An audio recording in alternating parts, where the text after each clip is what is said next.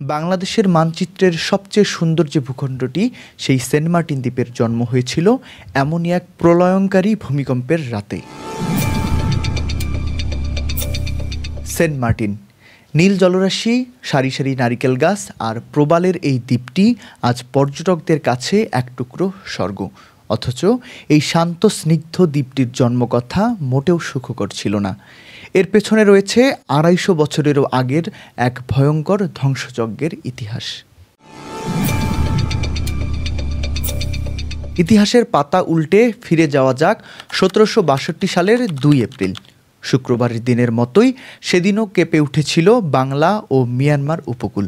তবে সেদিনের সেই ভূমিকম্পের মাত্রা ছিল অকল্পনীয়, রিক্টার স্কেলে প্রায় ৮.৫। বিজ্ঞান বিষয়ক আন্তর্জাতিক জার্নাল সায়েন্স ডাইরেক্টের গবেষণা বলছে, ভারত ও মিয়ানমার টেকটনিক প্লেটের সেই ভয়াবহ সংঘর্ষে সেদিন চট্টগ্রাম ও কক্সবাজার উপকূলে নেমে এসেছিল মহাবিপর্যয়। কিন্তু সেই ধ্বংসলীলার আড়ালেই সমুদ্রের গভীর তলদেশে ঘটছিল এক অলৌকিক ঘটনা। বিজ্ঞানীরা এই প্রক্রিয়াকে বলেন কোসিসমিক আপলিফট।